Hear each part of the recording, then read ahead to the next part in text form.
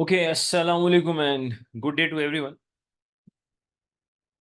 Let's start orientation class of the reset batch, and it will also serve the purpose of a live revision class as well. And let me just give you one information. Before this class, I have already conducted 3 live revision classes. In the first 2 live revision classes, we have completed the entire revision of cost of capital. And in the previous class, it was all investment appraisal. In today's class, inshallah, I'll give you the entire each and everything regarding, we'll be discussing APV, and then we'll be discussing a question as well, inshallah. And towards the end of the class, then I'll explain exactly for the new students that what actually we offer in AFM. And another thing is the recent results. I think once again, you people might have noticed the passing rates of 2 optional papers, they are really good. AFM, it was 46 and ATX 49. Voice is breaking, so I can't help it. What about other students? Am I audible to everyone, or there's an issue in the voice?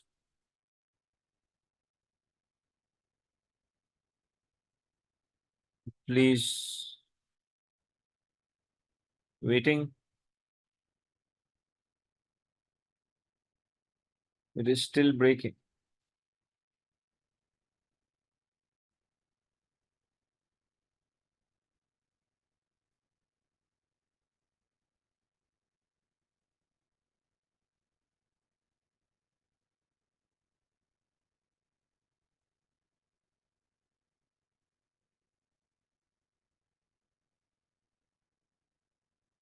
I don't, it should not be, I don't know why it is happening. Let's change the internet then. This is the only solution which we have.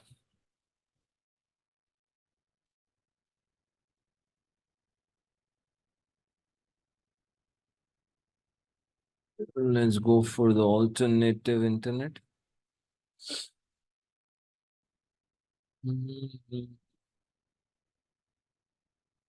Okay, now please give me the feedback. I think I've changed the internet.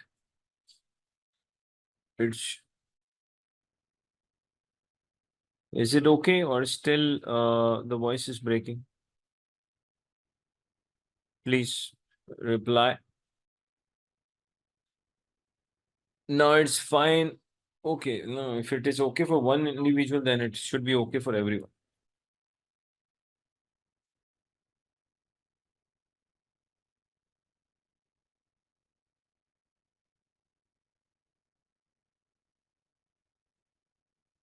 Okay. So let us start the reset batch with the topic of APV. Adjusted present value. APV. The first question is, students are slowly and gradually coming. That is great. Okay. APV, adjusted present value. The very first question is, where do we use APV? Repeat. The question is, where do we use APV? Okay. So the answer is, where do we use APV? The answer is, we have conditions. In the following conditions, instead of NPV, we go for APV. So what are the conditions in which instead of NPV, actually we go for APV? Number 1, project is a core or a non-core activity. Is a core or non-core activity. What do you mean by this? Actually, core activity means you are making investment in the same line of business. You are making investment in the same industry. You are not doing anything different It's just a normal expansion of your existing business operations. That is core activity. Non-core activity means you're doing something different, diversification. The new investment is a diversification. It means that in each and every question of APV, can I say that condition number one, which I've just written, obviously it will be met. Either will be organization is going to make investment in a core activity or in a non-core activity. Okay. Let's see the condition number two. Actually, the second condition is extremely important. What is that? Significant debt financing is used. Significant debt financing. What do you mean by significant? Let me explain. Actually, significant debt financing means that to finance the project, let's say organization has decided to take, for example, 75% of the amount as loan, could be 80%, it could be even 100%. So simply significant debt financing, I'm not saying significant means more than 50%. 51, 52, I'm not saying this. When we say significant, you should be thinking a really big percentage. And let me tell you one thing. If it is an APV question, automatically you will have all the information. So it will lead you towards APV. So significant debt financing means either it's going to be 75, 80, or maybe 100%. Okay. Third, subsidize interest rate. The loan which is given to you in this particular, let's say, question, let's say government is willing to give you the subsidized loan. Subsidized loan is given to you. It means the interest rate is less than your normal borrowing rate. Fourth, issue cost of equity, or there's a possibility of issue cost of debt, or even both. Examiner might give you the issue cost for equity as well as debt, both. Okay. Now the question is, especially if you look at these last three conditions, that significant debt financing is used, subsidized interest rate, issue cost of equity, or let's say issue cost of debt, or even issue cost of debt and equity, both is given in the question. Why we want to use APV in these situations? The answer is actually the another investment appraisal technique, the name is NPV. Whenever your project is having a significant financing effect, NPV is not advisable at all. Because in NPV, it will be extremely difficult for us to find out in the final figure of NPV, what is the exact impact of significant financing in that particular NPV is included. We cannot find it out. But when it comes to APV, when your project is having a significant financing side effects, then APV will give you the each and every information separately. See, if you want to finance a project, let's say by using 100% debt financing. So obviously, when you are using 100% debt financing, your company is going to pay the interest, and definitely interest will result in tax saving. We really want to know exactly what is the amount of tax saving from that interest payment. Second, if you have been given a subsidized loan, the interest rate, let's say your normal borrowing rate is 6%, and government has offered you the loan at 2%. So you are getting a subsidy benefit of 4%. We really want to know what is the exact benefit of that 4% in your project? We exactly want to know what is the effect of the issue cost either on equity, debt, or even both. So why we really want to know the effect of these things? Because the project is having a significant financing side effects. So in NPV, what happens? Each and everything will be built in. So it will be difficult for us to find out the impact of financing side. So whenever the project is having a significant financing effect, we go for APV rather than NPV. Now, why did I discuss these conditions where you are supposed to use? Now listen to this. Sometimes what happens, examiner gives you the question and let's say he's straightforward asks the question that calculate APV. Okay, you have calculated APV. Then in part B, there's a possibility that examiner might ask you, justify the technique which you have used. See, in part A, examiner asks you to calculate APV. You have calculated. But now in part B, examiner has given you 2 to 3 marks and examiner is saying, okay, justify your financial management investment appraisal technique which we have used. So obviously in that situation, these conditions will help you. All you need is just write the conditions and just write that under these conditions, APV is advisable rather than NPV, because APV will exactly let us know the financing effect on our project. Another possibility where you can use this condition, please listen. The requirement is straightforward. Examiner is asking you calculate financial acceptability of the project or evaluate the financial acceptability of the project, either the project is acceptable or not. Assuming examiner has not mentioned the technique, rather you should go for APV or NPV, because more obviously I would say more than 90% is going to mention the technique. But I'm just giving you another idea. Let's say examiner has asked you a question that you are supposed to evaluate the financial acceptability of the project. Means he has not mentioned either you should go for APV or NPV. It means in that question, again, these conditions are going to help you a lot. For example, while reading the question, if you come across all these conditions, then automatically you will go for APV. So I've given you the idea where you are going to use these conditions. First example was, if examiner has asked you the question, calculate APV, and in the second requirement, examiner is asking you to justify the technique, then you have to write the conditions.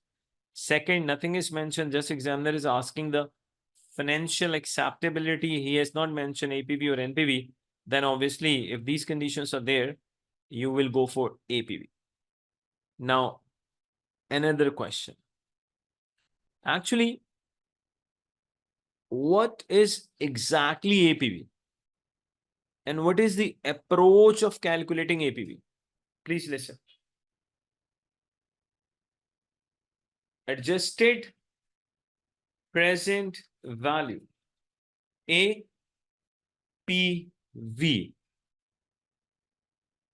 is the combination of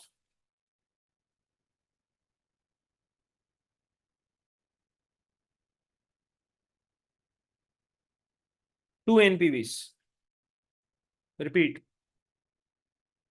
Somebody has asked you a very, very simple question. What is APV? And your answer is that APV is itself a combination of two NPVs. Okay. The first one is NPV of investment, which is not a very famous name. A very famous name for the NPV of investment is, which I hope everybody knows, that is base case NPV. But please, you should know this alternative name for the base case NPV as well, that is NPV of investment. So basically, adjusted present value is the combination of two NPVs.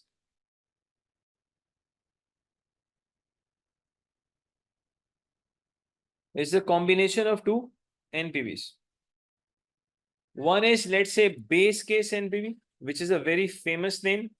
A very less famous name is NPV of investment. Second is NPV of financing cash flows.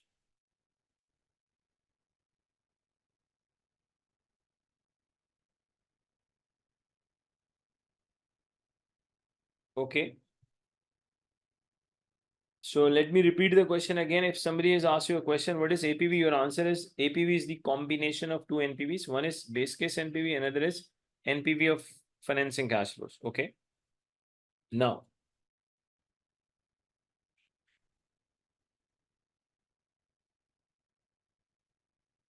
while calculating base case NPV, now you have to listen nicely. Okay.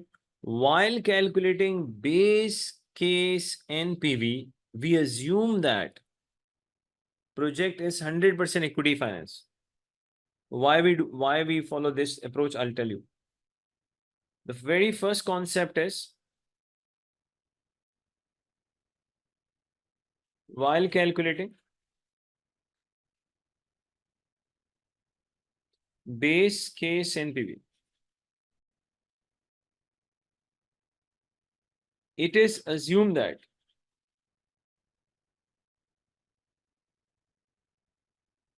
project is 100% equity finance.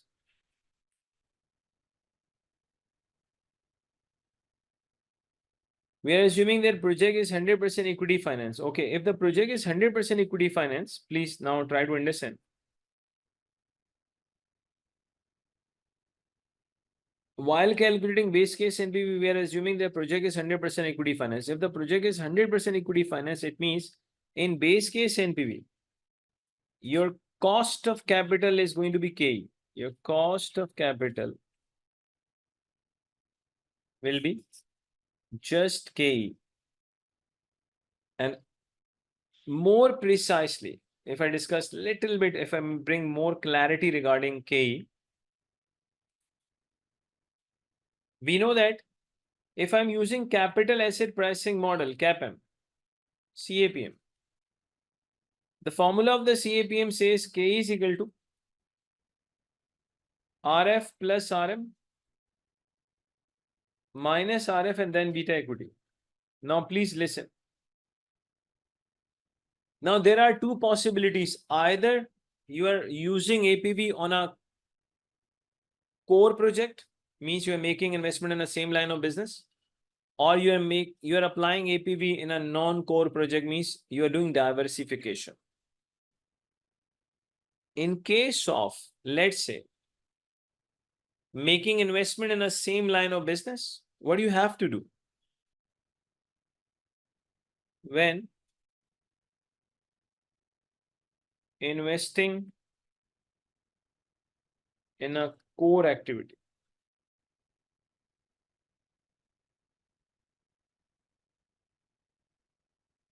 please listen. Convert existing beta equity to beta asset. That is, you have to de-gear this. When you are investing in a core activity in a same line of business, what do you have to do? Step one, convert existing beta equity. You need to de-gear your beta equity and convert that de-gear this beta equity to become beta asset. Then this beta asset will be used to calculate KE. Now the question is, why we are using beta asset instead of beta equity while calculating KE for the base case NPV? There's a reason. What is the reason? Can I say the reason is, while calculating base case NPV, we are assuming project is what? 100% equity finance. If the project is 100% equity finance, then in capital asset pricing model, instead of beta equity, you will have to use beta asset. And we know that beta asset is ungeared beta, which does not have the effect of gearing.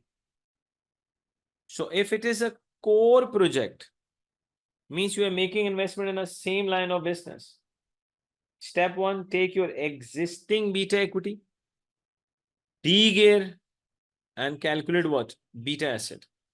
In capital asset pricing model, then you will be using beta asset, because while calculating base case NPV, we assume that project is 100% equity finance. And another thing, please listen.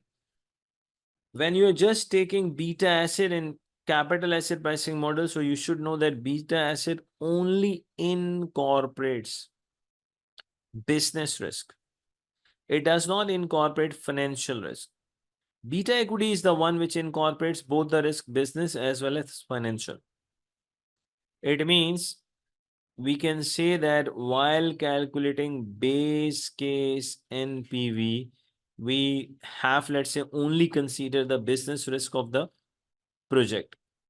While calculating base case NPV, we are just considering operational risk of the project. We are not looking for the financing side, because financing side effect of the project we'll consider separately. Now, there's a possibility that you are making investment in a different industry. It is a non-core activity. So what do you have to do? Listen. When project is a non-core activity. Non-core activity means we are talking about diversification. You are doing something different. Now listen. If you're making investment in a non-core activity, the scenario is of diversification. Then you need to have an entire focus only on one thing, to find beta asset of new industry. So how to find out the beta asset of new industry?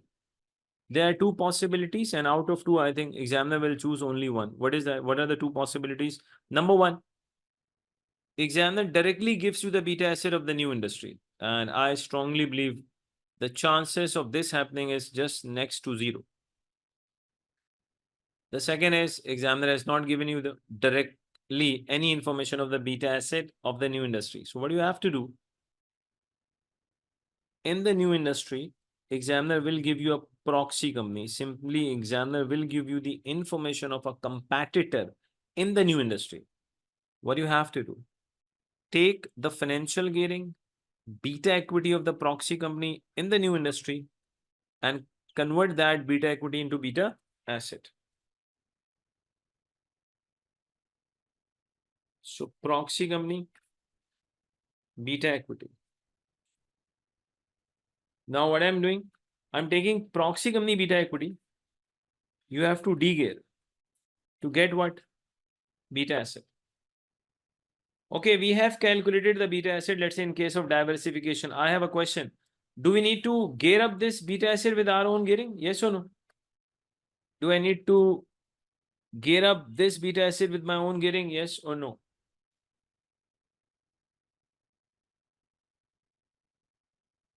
Let's say it is a diversification scenario. You have somehow managed to calculate the beta asset of the new industry. You have not needed. Yes. Why it is not needed? Can I say while calculating base case NPV, actually we assume project is 100% equity finance. Since the project is 100% equity finance, so you'll be using this beta asset directly. It means K is equal to RF plus RM minus RF, and take this beta asset. Now, whatever the base case NPV comes,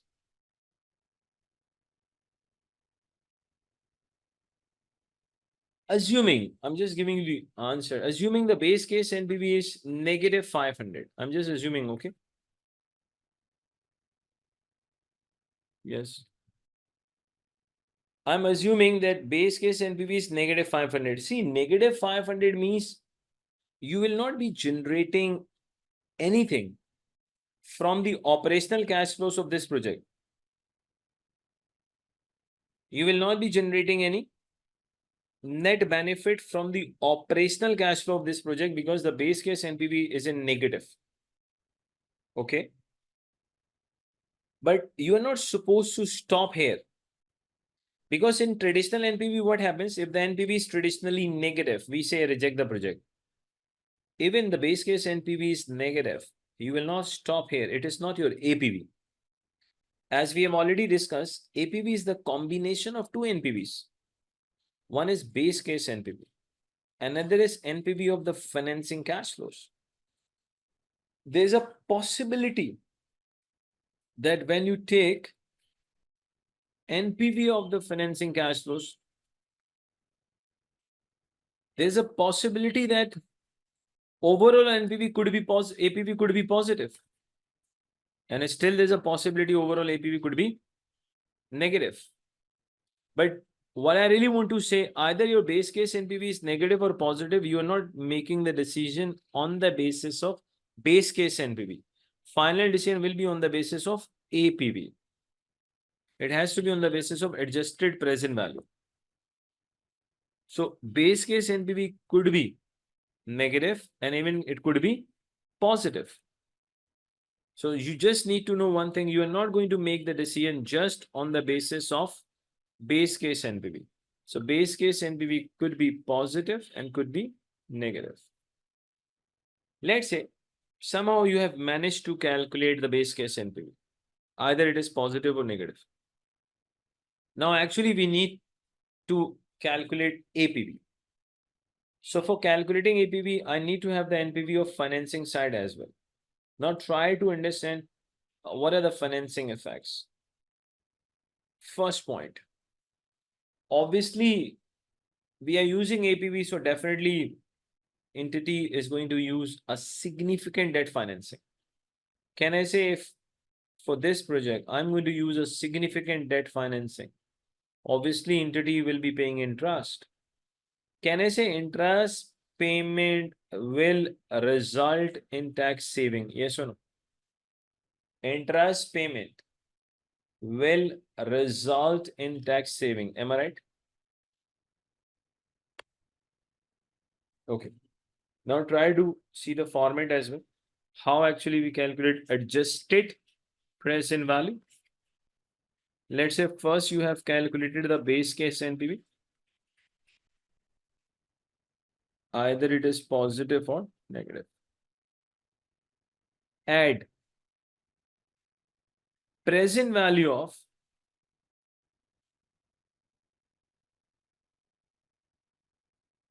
tax savings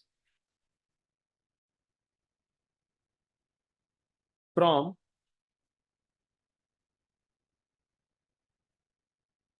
interest payments. How will you calculate the present value? We'll see that inshallah. In base case NPV, you are supposed to add present value of tax saving from interest payments. Okay, let's say you have added. Another very important point. See, examiner says your normal borrowing rate, let's say your normal YTM, your normal borrowing rate, assuming examiner says your normal YTM, your normal borrowing rate is 7%. But for this project, government is giving to you loan at 3%. Can I say if entity's normal borrowing rate is 7%, but for this project, government is willing to give the loan at 3%. In that case, can I say there's a subsidy benefit is 4%? The percentage of the subsidy benefit.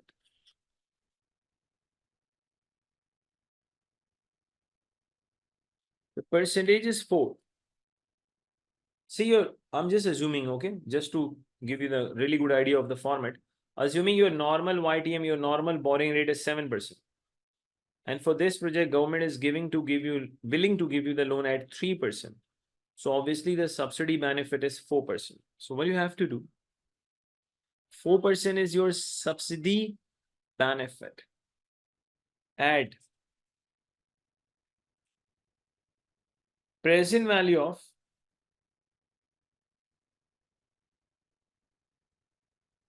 post tax subsidy benefit.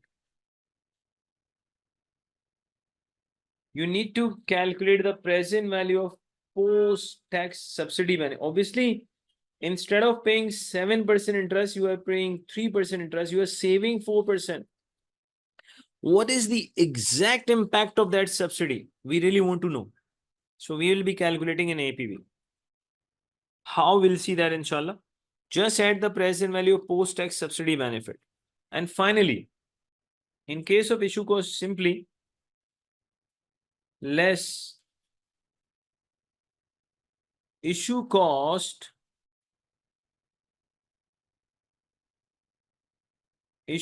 of debt,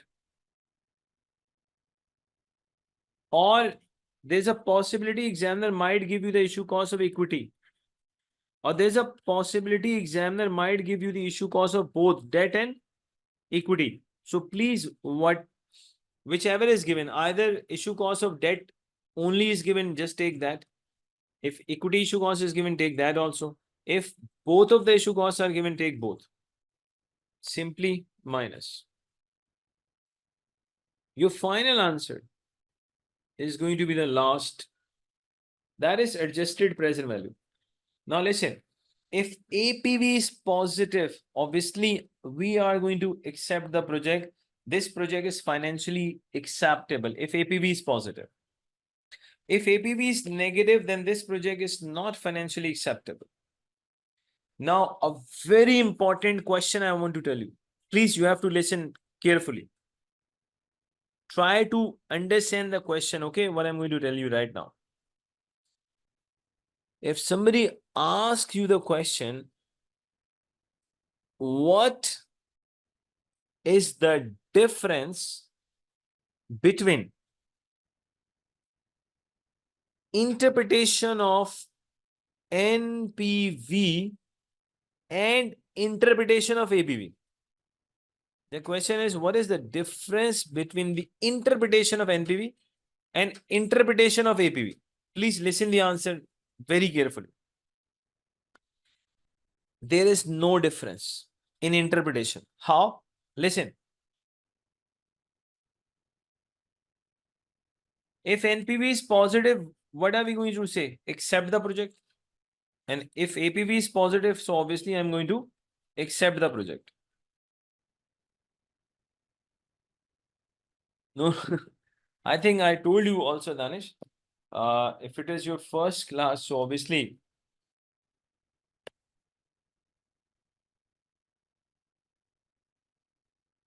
okay. See, APV. Let me repeat. The question was, what is the difference between interpretation of NPV and APV? So I said, there's no difference in the interpretation. Obviously, if NPV is positive, you are going to accept the project. If APV is positive, you will accept. If NPV is negative, we will reject the project. If APV is negative, we will reject the project. Obviously, the answers are going to be different. I did not say the answers will be same. I'm saying answer will, obviously the answer, they are going to be different. My question was that somebody asked me the question, what is the difference in the interpretation? Then I said there's no difference in the interpretation. Okay, now next question. The next question is, sir, let me change the color. So due to this technology, we have this facility. We are adding present value of tax saving from interest payment. How we will calculate this present value? We are adding this present value of post-tax subsidy benefit. How we are going to calculate? Okay, very simple. Let me give you the idea. How to calculate present value of tax saving from interest payment. Repeat. How to calculate? Present value of Present value of tax savings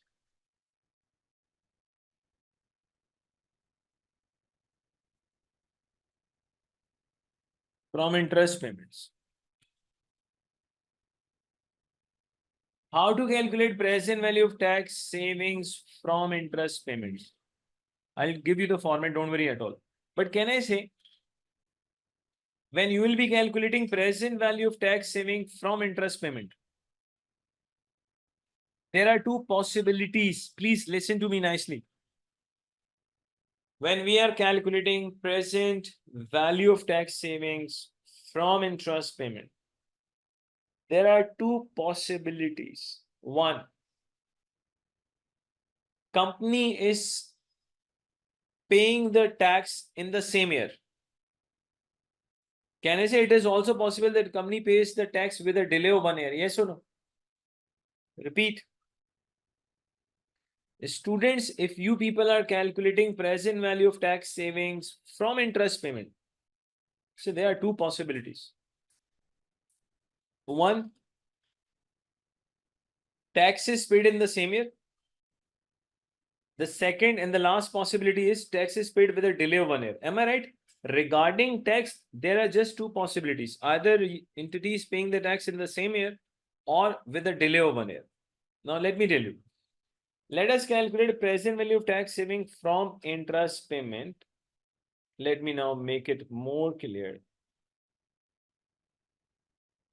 Tax is paid in the same year.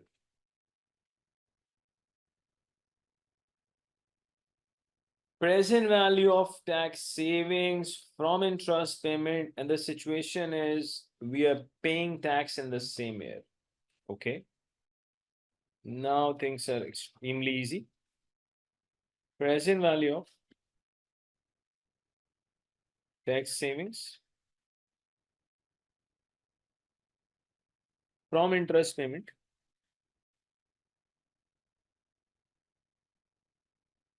is equal to amount of the loan into interest rate. Can I say amount of the loan into interest rate will give us interest payment? Amount of the loan multiplied by interest rate will give us interest payment multiplied by tax rate. Can I say this will give you the tax saving? Loan multiplied by interest rate will give you interest payment multiplied by the tax rate. Can I say it will give you the tax saving? Okay. If the interest payment is same in every year, can I say if the interest payment is same in every year, then for calculating present value, I'll be using the annuity factor, yes or no?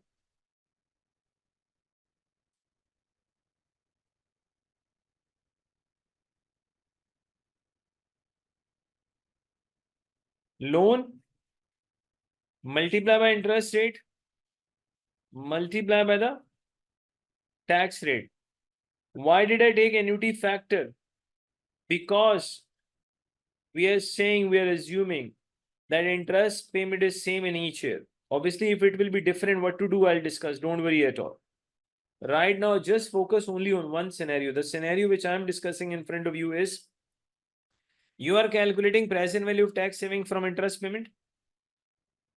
Tax is paid in the same year. Amount of the interest is same in each year. So how will you calculate? Simply take the amount of loan, multiply that with the interest rate, multiply by the tax rate into annuity factor. Now, students, regarding annuity factor, please, you have to listen to me very carefully. Obviously, the question is, sir, for calculating this annuity factor, we need a discount factor. Without discount factor, how can I calculate annuity factors? So what should be the discount factor for financing cash flows? Repeat. The question is, please, and I would request a student, please, you have to listen the answer very carefully. Otherwise, what happens when you have done, let's say, 2 to 3 past papers, then when you move to another past paper, as soon as you see a little change in the answer of the examiner, then you become in a very discomfort position, which I really don't want my student to be discomfortable at all. The question is, to calculate annuity factor, we need discount factor. So for financing side effect, what should be the discount factor?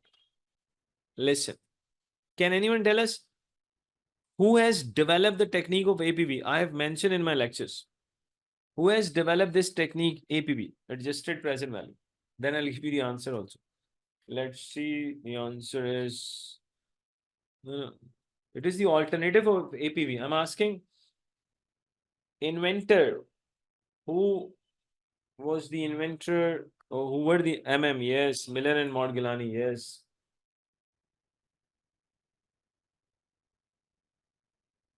Actually, Miller and Morgellani, they have invented this technique and they took Nobel Prize on that.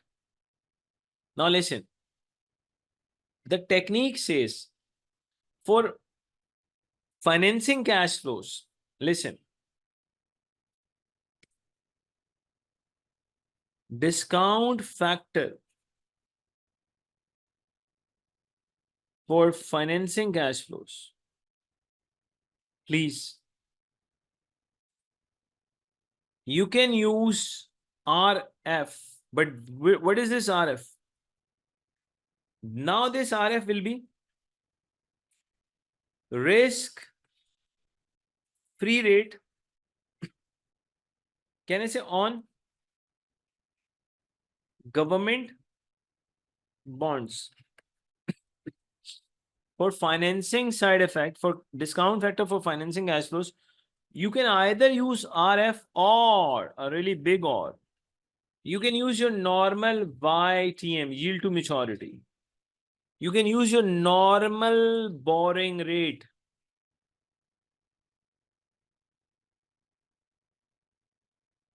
Normal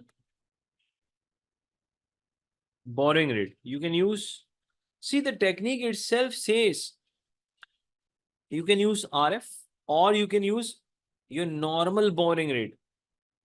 Now, what happens if you look at the past paper? Sometime examiner, what he does, he goes for a YTM. Let's say if there are 5 questions, there's a possibility examiner might have used YTM 3 times and 2 times RF. But please, both of the assumptions are 100% acceptable. Either you are using YTM or you are using RF. It is just a pure assumption and it is mentioned in the technique. You can use any one of them. So please never get confused that sometime examiner is using YTM, sometime examiner is using RF. I told you both are acceptable. You can use any one of them. So for obviously for this annuity factor, we need a discount factor. Let's say I'm taking a discount factor YTM, a normal borrowing rate. So how we are calculating present value? Present value of tax saving from interest payment. I've taken loan, interest rate, tax rate, annuity factor. Now I'm just assuming, okay, just to show you a little, give you a little idea. Present value of tax saving, just tax savings from interest payment is equal to loan. I'm just assuming the amount of the loan is, let's say, 100 million into interest rate. Let's take interest rate assuming 6% into tax rate, which is 30%. I'm again assuming that project life is 4 years, and I'm assuming, please, that your normal YTM is 10%. That's my assumption. So at 10%, basically, I know the annuity factor, which is 3.17 for the 4 years. So very easily you can calculate the answer. That is 100 into 6, 33.17. What is the answer? I'm getting 5.706. Can anyone also confirm? Present value tax savings from interest payment. 5.706.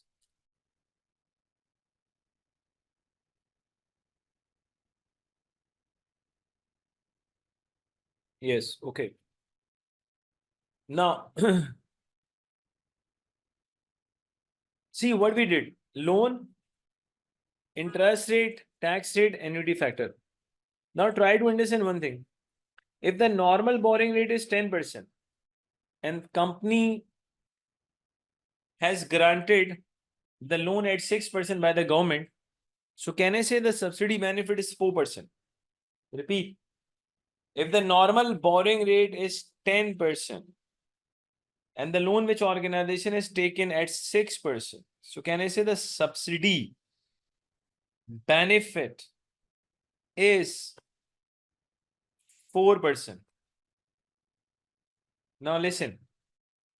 In case of subsidy benefit, students, you have to calculate present value of post tax subsidy benefit. What do you need to calculate? Present value of post tax subsidy benefit. How do we calculate? Listen. Present value of post tax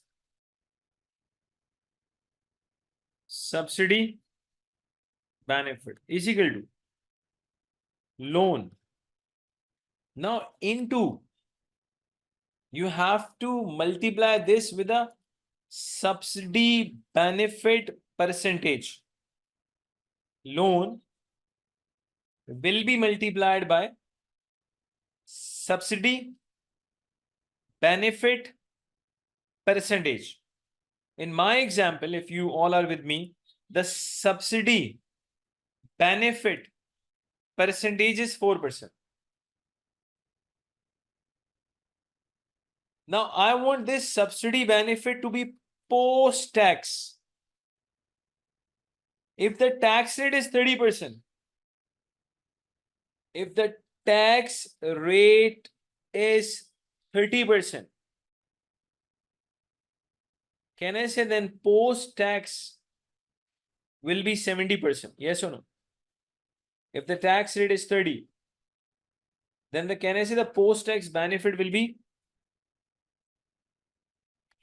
if I am paying 30% tax on my income, it means the income which I am saving, the income which actually relates to me, that is 70%.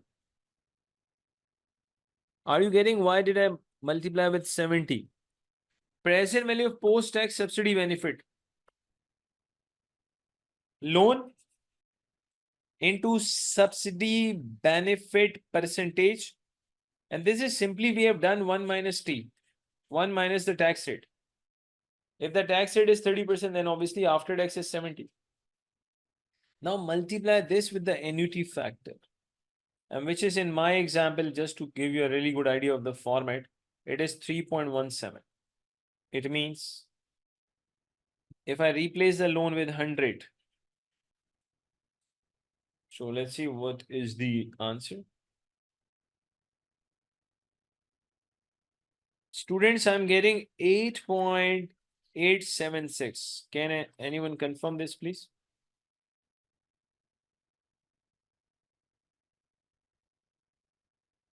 The present value of post-tax subsidy benefit I'm getting is, yes, okay. Now I really want to give you a little example, and now I want every one of you to solve this for me, please. Again, the loan is same. Everything is same. YTM is 10%. Subsidized loan is at 6%.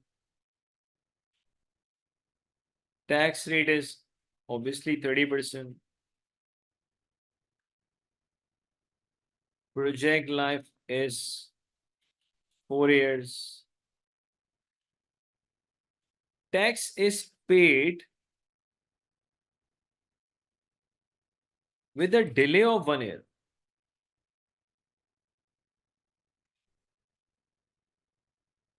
I really want every one of you to calculate two values for me. Number one, I want you to calculate present value of tax saving from interest payment, and second, present value of post-tax subsidy benefit. I really want you, every one of you, to calculate these two values. Number one, please calculate present value of tax saving from interest payment for me, and present value of post-tax subsidy benefit.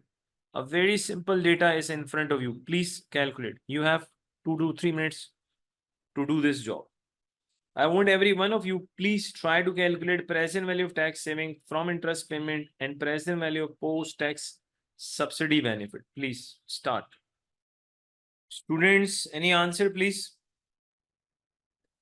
I think I've given the enough time to calculate the answer.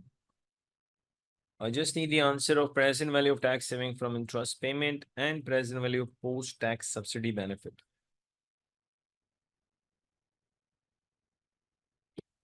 Okay, let's see. The one is 9.51 interest payment saving. Okay, what is the second one? Nice to see the answer. Students are attempting the question. Great.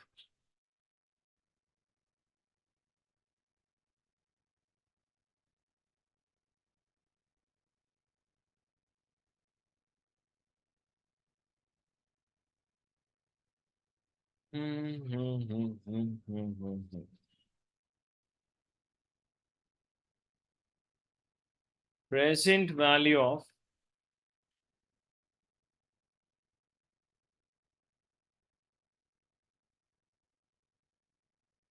present value of tax savings.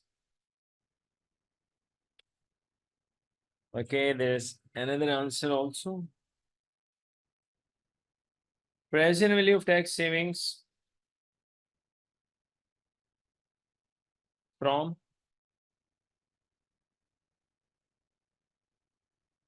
interest payments.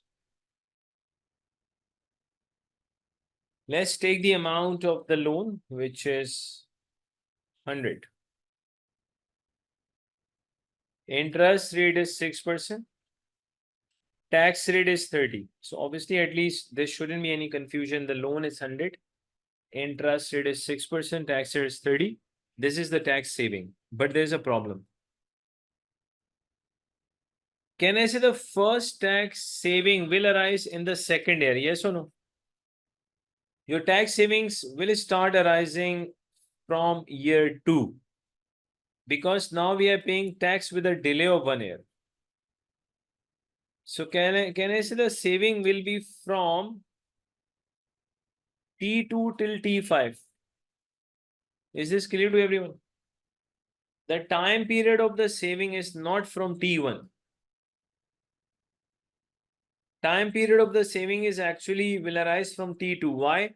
Because now we are paying tax with a delay of 1 year. So what you have to do while calculating annuity factor,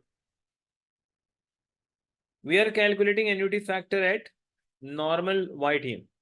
I've already mentioned, please, for financing cash flows, you can use your normal YTM, your normal borrowing rate for discounting, or you can use RF. It is up to you. Both are acceptable 100%.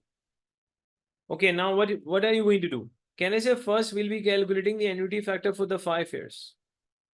At 10%, 5 years annuity factor is 3.79.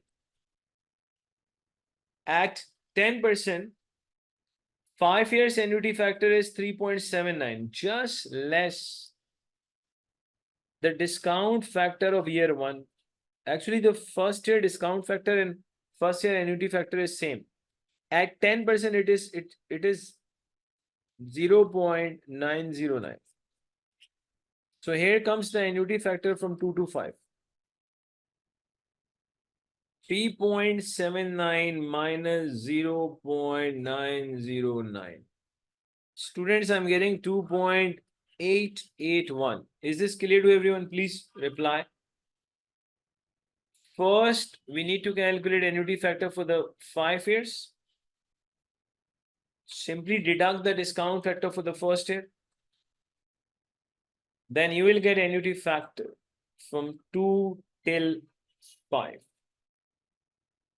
This is 2 point. So let us use the calculator and let's see what answer we are getting. Students, I'm getting 5.1858. Please, can you people also check? I'm getting this answer.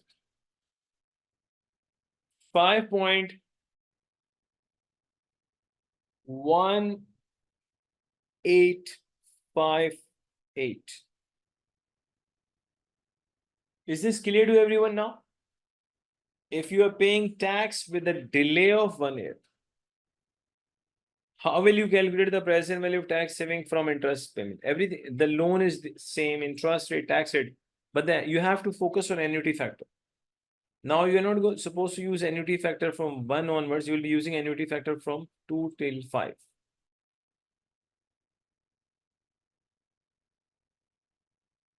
Is this clear to everyone? Yes or no? Please reply so that we can move to another point.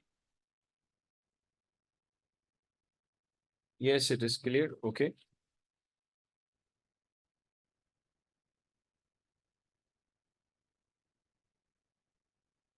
Yes. Okay, great.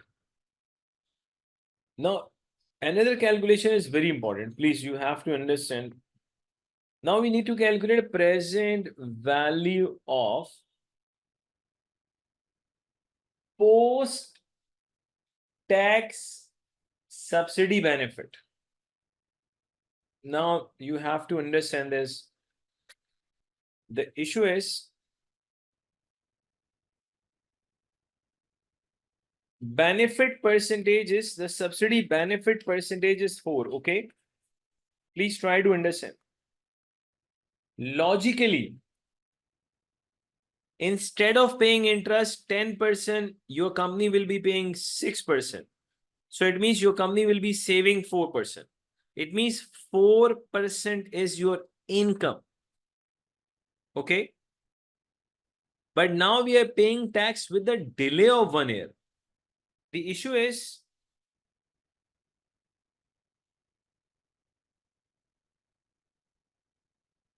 if I ask you the subsidy benefit, please try to understand.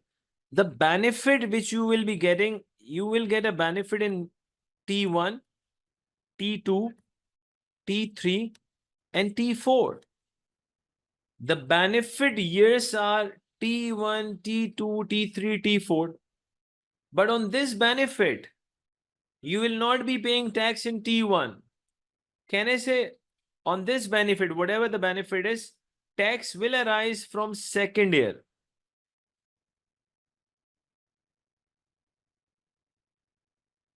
Are you getting this point?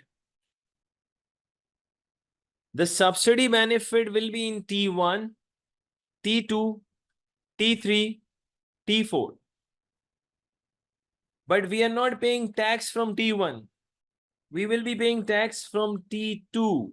It means that if I want to use the annuity factor, then what should be done? Let's calculate present value of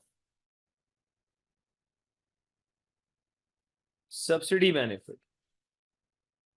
I'm not writing post-tax, nothing. 100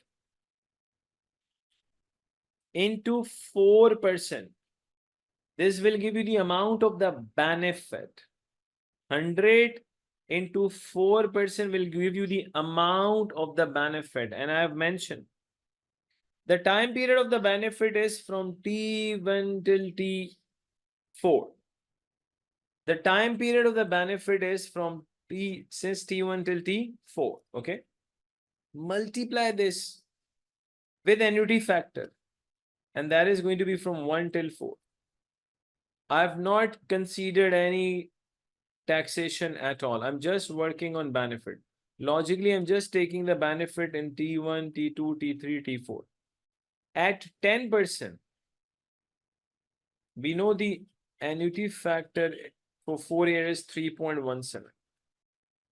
So present value of subsidy benefit 12.68. This is just a subsidy benefit. We have not deducted the tax payment. Now listen. Present value of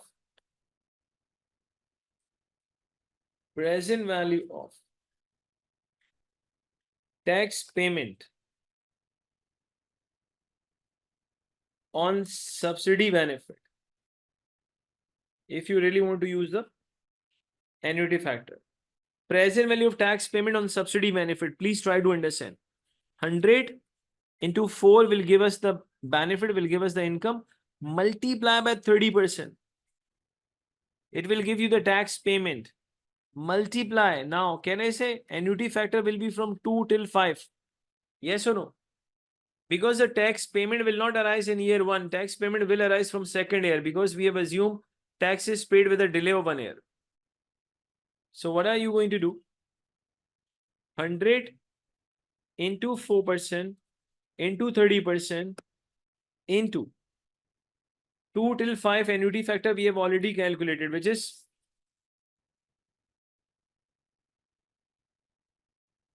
2.881. So let me calculate the answer.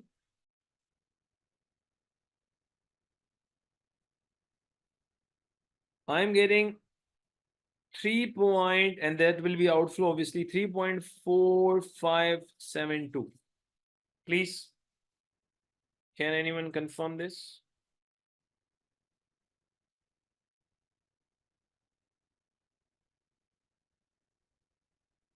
$3.4572.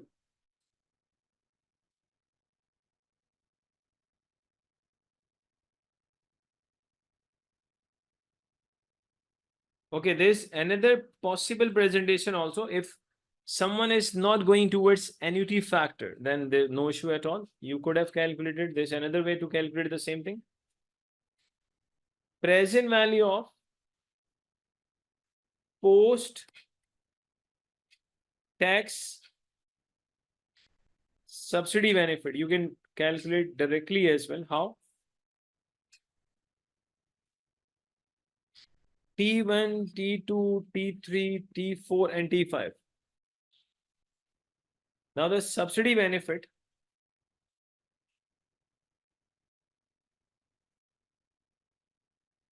can I say benefit is 4 because loan amount is 100 million, the percentage is 4%. If I take 4% of 100, it is 4. Tax payment 30%.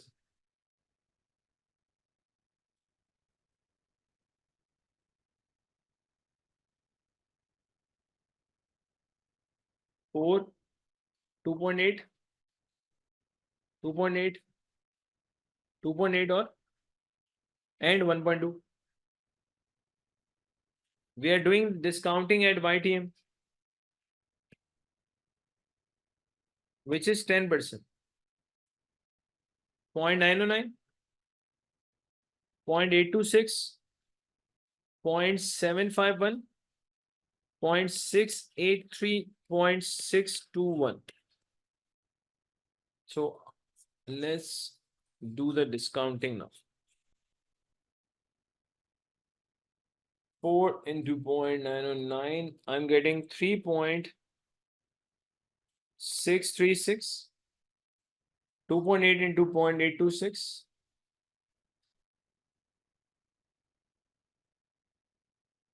2.3128, 2.8 into 0.751,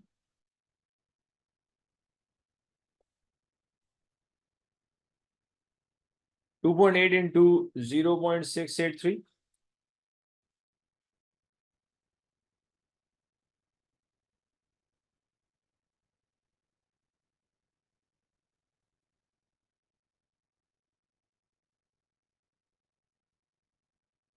please, can you use the calculator? What is the final answer? Can anyone give us the final answer?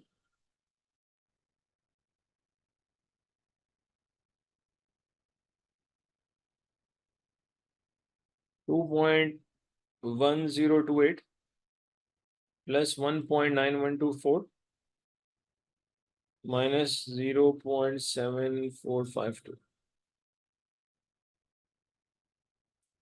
9.2188, or with a rounding off, if you're going, then 9 point, can I say 22, or either you can go for this,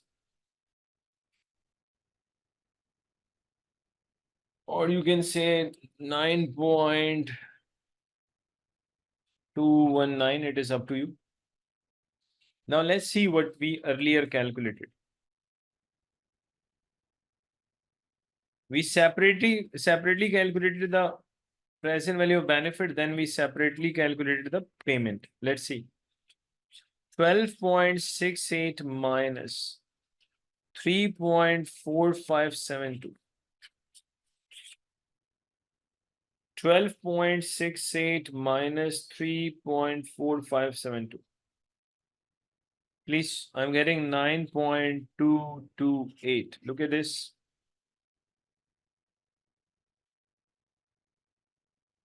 Can I say more or less the same answer?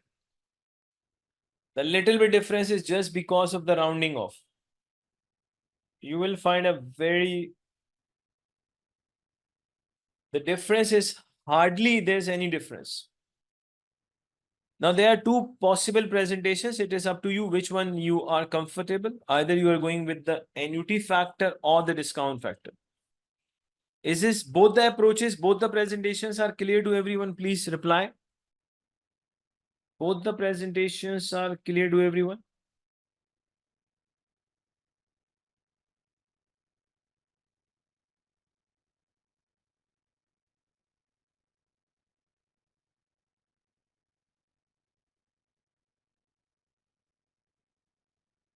Yes, that's great. Now, please see, there are obviously two possibilities. Either the tax will be in the same year, or it will be with a delay of 1 year. See, you have to decide which one is easier for you. I have showed both the approaches.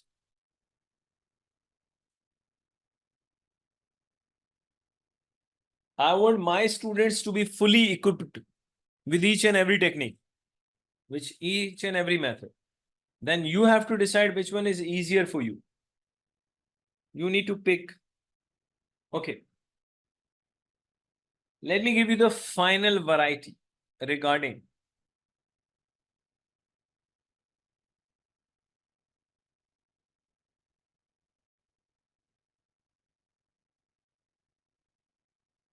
let's say we need to calculate the amount of, let's say we need to calculate present value of tax saving from interest payment. How do we calculate? We know that what should be done. We have this idea. But let me give you a simple question. Let's say loan amount is 80 million. Okay.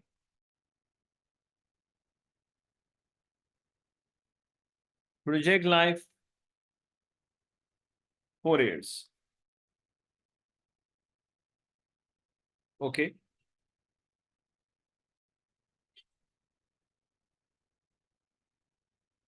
YTM is, let's assume 8%. The normal borrowing rate is 8%.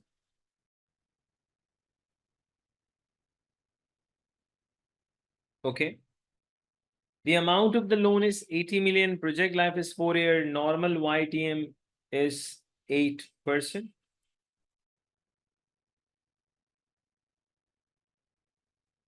Company is required to make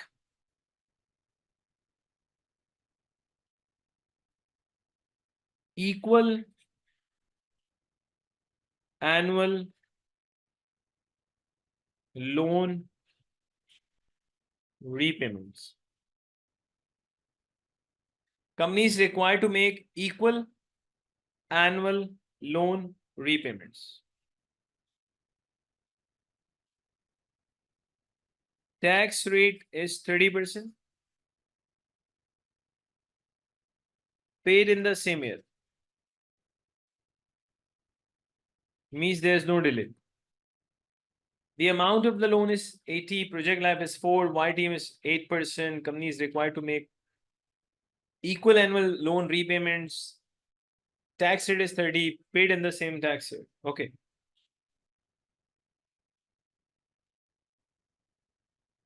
Loan is taken at YTM, which is 8%. Okay. Required, calculate present value of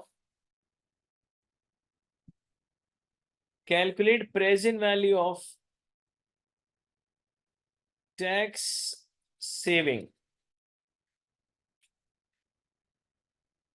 from interest payments. So this is very important. Calculate present value of tax savings from interest payment. You have to calculate present value of tax savings from interest payment. Okay. First of all, you need to understand one thing. Can I say, since the company will be making equal annual repayment of the loan, which means that amount of the loan will not be same in each year. Obviously, when you will be making payments so slowly and gradually, your loan amount will reduce. If my loan amount will not be same in each year, so can I say the interest payment amount will not be same in each year? The amount of the interest will also vary. Can I say if the interest amount will change every year? So obviously the tax saving will also change. If interest is different in each year, then tax saving will be different in each year. So one thing is for sure, we cannot use annuity factor over here.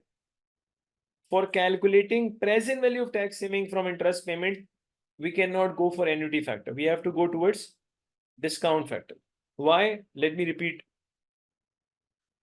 Logically, the amount of the loan will not be same in each year because you are making annual repayments. Each year, the amount of the loan will be different. So each year interest payment will be different. Obviously, if each year interest payment will be different, so each year tax saving will be different. So I hope this is good enough to make an understanding. Then obviously, when tax saving is different in each year, we'll be using a discount factor. I have a question. How to calculate? I'll show you that inshallah. But my question is, can anyone tell us? Let me change the color of this. Can anyone tell us the amount of this equal annual repayment? What is the amount in this question? Loan, project life, YTM, and this. Can anyone calculate for us equal annual repayment amount? Now listen. 80 divided by 4 is 20, and this 20 is incorrect. Why? I'll tell you. This 20 is incorrect. The question is, sir, why 20 is incorrect? There's a reason. The students try to understand. If the amount of the loan is 80, annual equal repayments are 20 million. So in 4 years, total payment will be 80. Yes or no? The loan is 80, the total repayment will be 80. So where is the interest element? Why this is incorrect? Because interest element is missing. Are you getting this point? Why 80 divided by 4 is incorrect? Is this clear to everyone? Yes. Obviously, it looks that you just take the loan divided by 4. No. This is not the case. The problem is, if you follow this, then interest element will be missing. Okay. Then if I give you an idea, so logically, if the loan is 80 and the project life is 4 years, and within 4 years you have to make the repayment of 80, can I say logically, your annual equal repayment will be more than 20 million? Only in that case, whatever the amount comes, if I multiply that amount by 4, I'll be getting the total result more than 80. And total of the all 4 repayment must be more than 80 because of the interest element. Students, are you getting this point? Logically, the payment amount has to be more than 20. So how to calculate that amount?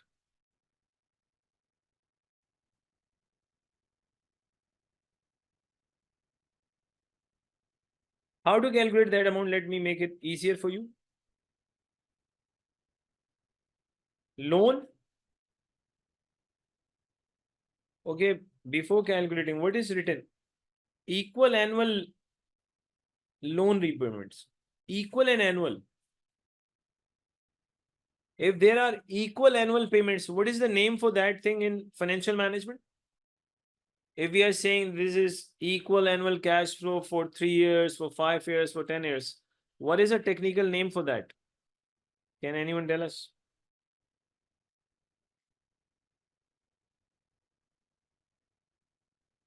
If there's a equal annual cash flow for 3 years, for 4 years, what is the name? No. Annuity. Perpetuity is forever. Annuity is the right answer. Perpetuity is same cash flow. It could be inflow, could be outflow forever. For certain number of years, 3, 4, 5, 10, 15, 20, this is annuity. So can I say equal annual? Equal annual means we are talking about annuity amount. Is this clear to everyone? Equal annual means we are talking about annuity amount. Yes or no? Please first answer this thing. Okay. So what do you have to do? Actually, we need to calculate the annuity amount. Now the question is how to calculate the annuity amount. That is very important. Please. Can I say present value of annuity amount? Logically, it is equal to annuity amount into annuity factor. First, I need the comment on this relationship, which I have written. Present value of annuity amount is actually equal to annuity amount into annuity factor. Yes or no, please?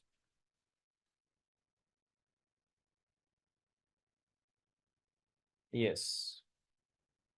Okay.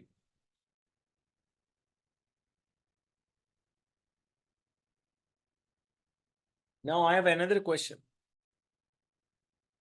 If I take loan of 80 million today, if I take loan of 80 million today, can I say this 80 million is itself is in present value terms? Yes or no?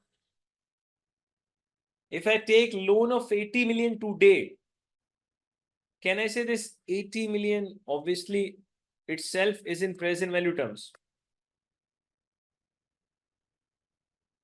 Agreed? If we people are taking loan of 80 million today, then obviously this 80 is in present value terms. Okay. Just keep watching. Present value of annuity amount. So we really want to find out the annuity amount, which we don't know. Annuity factor, let me give you the annuity factor. Y team is 8%. At 8%, your annuity factor for the 4 year is 3.312. If you want, you can use the formula. 1 minus 1.08 minus 4 divided by 0.08. Can you use the calculator? Am I right? regarding 3.312, or it should be different than this? Let's use the calculator.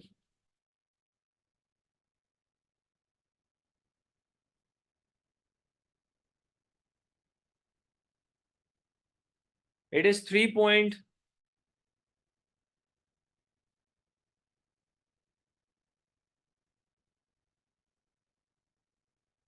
Okay. We don't know the annuity amount, okay, which we really want to find out. But we have already agreed. If we are taking loan of 80 million today, then that 80 is in present value terms. Can I say now we can calculate the annuity amount?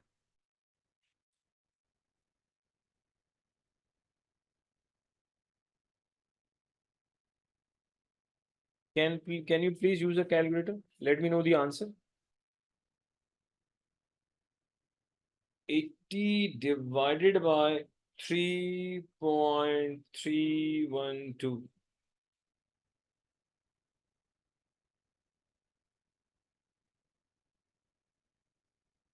80 divided by 3.312.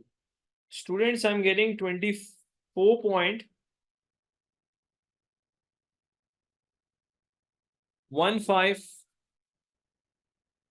Let's say 45, or a little bit rounding off if I go for then 46. 24.1545, or you can say 46. Okay. Now, why this 24.1546 is correct?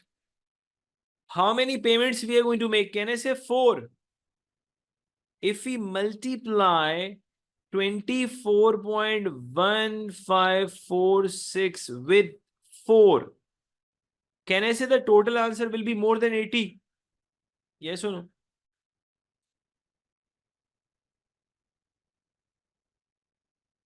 Of course, and it has to be more than 80. Why? Because what is the amount of the loan? 80 million. If the amount of the loan is 80, then total payment will be more than 80 million. And the payment which is going to be over and above 80, that will represent the interest payment. That is why earlier I said 80 divided by 4 is incorrect. Logically, your answer must be more than 20, because you have to repay the loan within 4 years.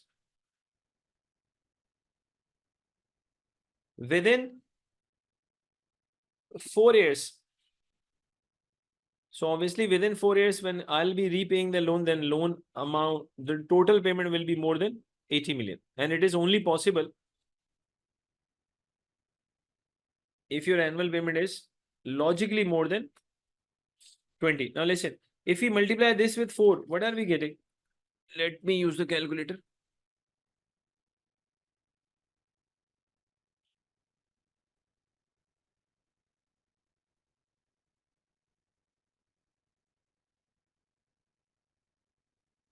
So can I say whatever you are paying more than over and above 80, that will be your interest element, yes or no?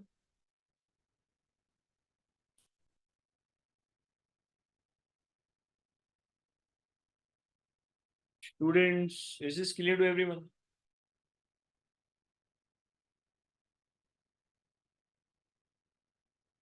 See, the amount of the loan is 80, but the total repayment is far more than 80. Okay. Now, how to calculate in this case? See, first thing was you had to calculate the annuity amount, which we have calculated. Now, how to calculate the present value of tax saving from interest payment? Please, that is more important now. Let's calculate present value of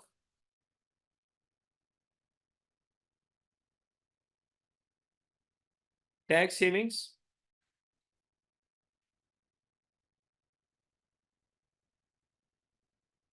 from interest payments.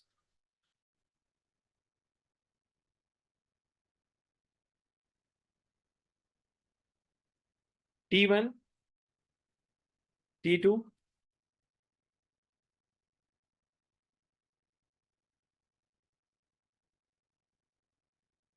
Can I say opening loan in T1 will be 80 million?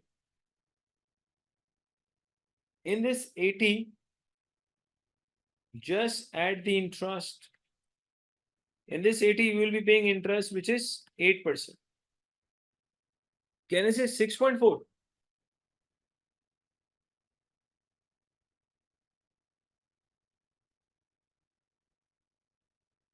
Repayment we have calculated.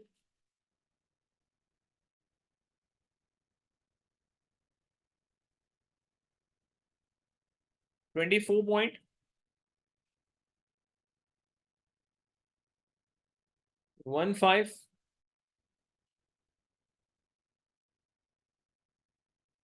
Simply you will get a closing value of the loan. Let's see what is this. 80 plus 6.4 minus 24.1546. I'm getting 62.2454.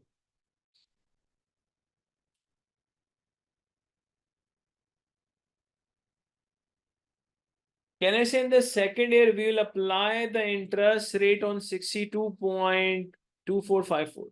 Let's apply 8% on that. I'm getting 4.8% on this 80. 8% is the interest rate, 80 is the loan. So interest amount is 6.4. Just take 8% of 80. Is this clear now? How did we get 6.4?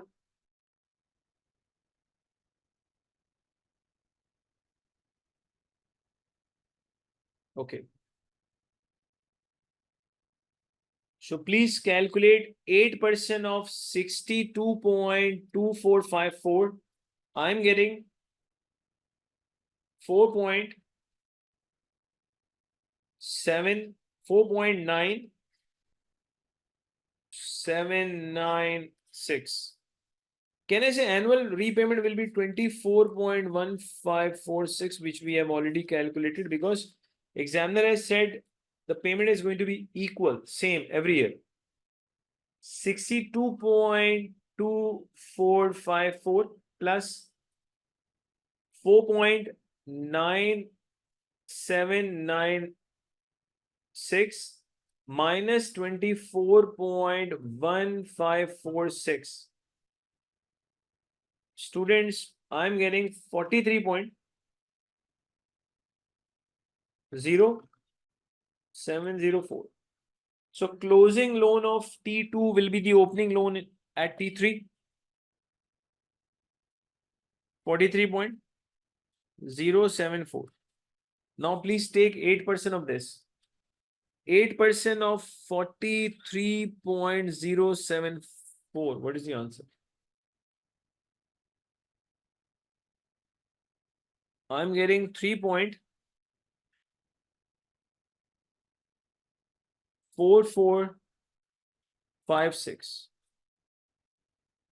24.1546. So 43.0704 plus 3.4456 minus 24.1546. I'm getting 22.3614. Now let's take 8% of 22.3614. 1.7889. So technically the answer has to be 0, and there could be a little bit different than 0 because of the rounding of effect. But in the last year, logically answer should be 0. 22.3614 plus 1.7889 minus 24.1546. 5.1546. So we are getting almost zero. We are getting 0.0043. Can anyone confirm this answer, please? 0.0043. Yes or no? So obviously this 0.0043 obviously should be treated as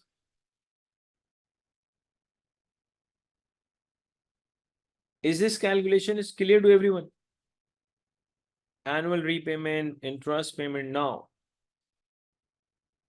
Now we know the amount of the interest.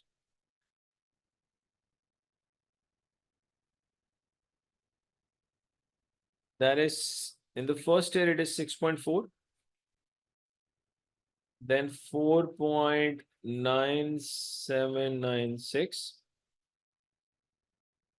3.4456. 1.7889. Tax rate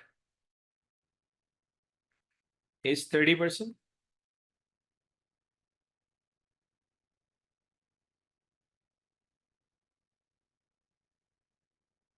We are doing discounting at YTM.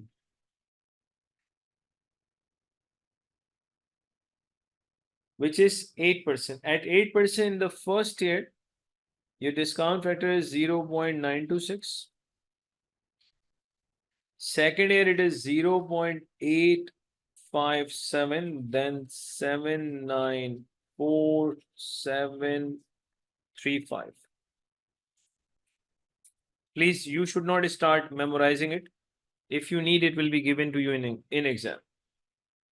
Here comes the present values. 6.4 into 30% into 0.926. I'm getting 1.77792. 4.9796 into 30% into 0.857. 1.280. 3.4456 into 30% into 0.794. 0.82. 07. 1.7889 into 30 into 0.735. No. 1.7889 into 30% into 0.735. Please, student, you can also check. I'm getting 0.39445. So here comes your final answer of present value tax saving from interest payment. Just add all of them. 1.7792 plus 1.280 plus 0.8207 plus 0.39445.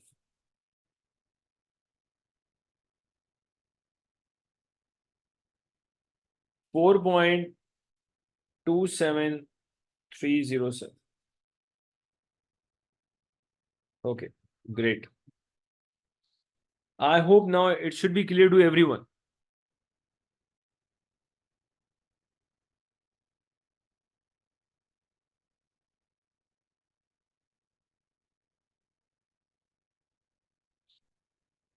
So all the possible varieties which are possible in APV topic regarding your financing cash flows, I have covered each and every variety.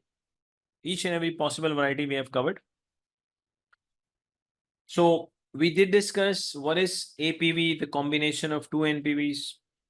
While calculating base case NPV, what do? We assume project is 100% equity finance. Then we go for financing cash flows.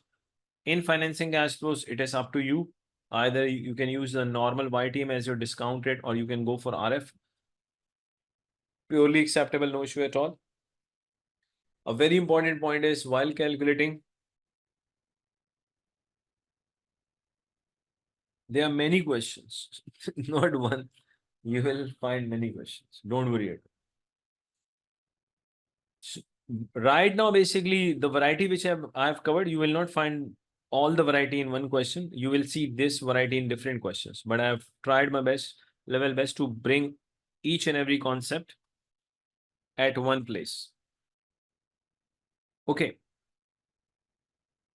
So let me tell you one more thing. I'll ask the admin to keep one class tomorrow as well. Tomorrow, what are we going to do?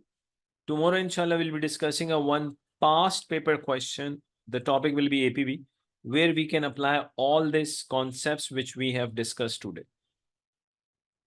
So we have already covered in our live revision classes, cost of capital, NPV, and inshallah, tomorrow, I would say your APV with the question will be covered. And after that, inshallah, we'll be discussing, there will be a little bit more discussion on investment appraisal, and then we will keep one class on BSOP, Black-Scholes option pricing model, and then Forex and merger acquisition, all this area we are going to discuss, inshallah. So I'll ask the admin to keep one class tomorrow. Topic is going to be APV. In today's class, I tried my level best to cover each and every area of APV. And for the resit batch, let me tell you, those students, they are new or they're still planning to join our resit batch. Actually, in resit batch, the name is only resit. You will get all the resources which we provide to our regular students. You will get each and everything. The good thing is, if I talk on AFM English, so in AFM English, basically entire AFM you will get in 90 lectures, 90, where each lecture is on average just 45 minutes long. Plus, those students, they are registered with us, they can obviously give their input. To be very honest, I take weekly live revision classes very seriously. You can notice in today's class as well. Initially, we started with a one class per week, but now I'm planning to go for two classes per week. So that is why we'll be having one more class tomorrow. So I think two classes per week for the revision, that's it is good enough. It will give you a really good revision. And then obviously there are number of tests as well, which we are going to start the test. I'll ask the admin to start sharing the test from Monday onwards. But I'm not going to check the test. You will be checking your test by yourself. On each test, you will get a dedicated video lecture. And obviously, if you find any questions, any difficulty in any test, you can always ask in your relevant WhatsApp group. Even you can ask the question in the live revision classes. And plus, in this attempt, we will also conduct, inshallah, a grand live revision class. But obviously, the grand live revision class will be very near to exam. And plus, at least 12, otherwise 15 days before the exam, I'm going to conduct the mock. If you submit the mock within 3 hours and 10 minutes, then you will get my personal feedback on that mock. And on that mock, you will also get a proper video lecture on that mock. And just if I give you the ASA admin number for students, they are outside Pakistan. It is 00923333666214. Students, they are within Pakistan. This is the admin number. So you can simply ask any query on this number. It is up to you, whatever you want to ask. Those they want to connect with me, you can ask the admin. They will connect you with me directly. So that is all from my side. This is the resit batch orientation class as well as the live revision class. So inshallah, see you all tomorrow. Timing, I'm going to timing will be shared either within next 10 to 15 minutes in your relevant WhatsApp group, otherwise in the morning. So thank you very much and have a nice life. Thanks a lot.